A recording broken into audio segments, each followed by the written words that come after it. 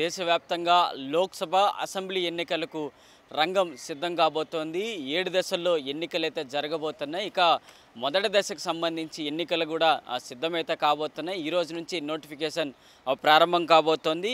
మార్చి 27 వరకు మొదటి దశకు సంబంధించి నామినేషన్లకు చివరి తేదీ, అలాగే 29న ఉపసంహరణ తేదీ ఉండబోతోంది. మొదటి దశలో ఎన్నికలకు సంబంధించి ఏప్రిల్ 19వ తేదీన ఎన్నికలైతే జరగబోతున్నాయి. దేశవ్యాప్తంగా మొదటి దశలో 21 రాష్ట్రాల్లో ఎన్నికలైతే జరగబోతున్నాయి. ఇక ఈ 21 రాష్ట్రాల్లో 102 లోక్సభ స్థానాలపైన ఎన్నికలైతే జరగబోతున్నాయి. ఇక 21 రాష్ట్రాల్లో అయితే ఎన్నికలు జరగబోతున్నాయి. ఇక 10 రాష్ట్రాల్లోనే సింగిల్ ఫేజ్లో ఈ ఒక్క దశలోనే ఎన్నికలైతే పూర్తి కాబోతున్నాయి. ఇక ఇందులో తమిళనాడు అత్యధిక స్థానాలు కలిగిన రాష్ట్రంగా ఇప్పుడు చెప్పుకోవచ్చు. ఈ మొదటి దశలో 39 లోక్సభ స్థానాలు కలిగిన రాష్ట్రం. మిగతావన్నీ చిన్న చిన్న రాష్ట్రాలతో కూడిన లోక్సభ స్థానాలన్నీ కూడా ఈ మొదటి దశలో అన్నీ కూడా క్లియర్ కాబోతున్నాయి. ఇక లోక్సభ అసెంబ్లీ కూడా ఈ ఎన్నికల్లో ఒకటి ఉండబోతోంది. ఇందులో అరుణాచల్ ప్రదేశ్ రాష్ట్రానికి సంబంధించి 60 అసెంబ్లీ స్థానాలు కూడా ఈ ఎన్నికల్లో మొదటి దశలో ఎన్నికలైతే కాబోతున్నాయి. ఇక ఈ మిగతా రాష్ట్రాల గురించి మనం మాట్లాడుకున్నట్లయితే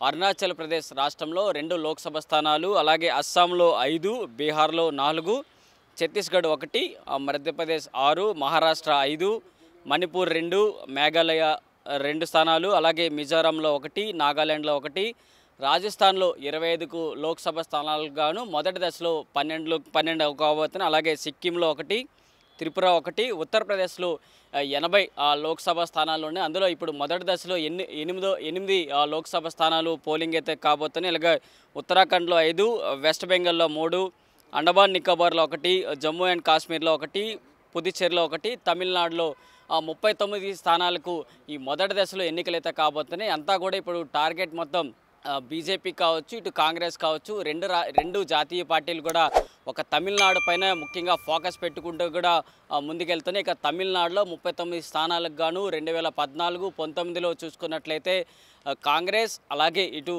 అలియన్స్లో ఉన్న పార్టీలు మాత్రమే ముందుకెళ్ళాయి. ఇండియా అలయన్స్ కూటమి మాత్రమే 2019లో అధికారంలోకి వచ్చాయి. ఎందుకంటే 39 లోక్సభ స్థానాలకు సంబంధించి ఒక్క స్థానం మినహా 38 స్థానాలు డిఎంకే అలయన్స్ అయితే గెలిచింది. మరి ఇప్పుడు 2024 ఎన్నికల్లో ఏ విధంగా ఉండబోతాయి, ఈ పార్టీలన్నీ కూడా ఏ విధంగా ఎన్నికల రణరంగంలో దిగబోతాయి అని చూడాలి. ఎందుకంటే ఇప్పుడు వరకు 7 దశలకు సంబంధించి మొదటి దశలోనే ఈ రసవత్తమైన పోరుకు సంబంధించి తమిళనాడు రాజకీయాలకి, ఇటు దేశవ్యాప్తంగా ఎన్నికలకు ఎటువంటి శుభారంగం జరుగుతుందో చూడాల్సిన అంశాలు అయితే మనకి కనిపిస్తున్నాయి.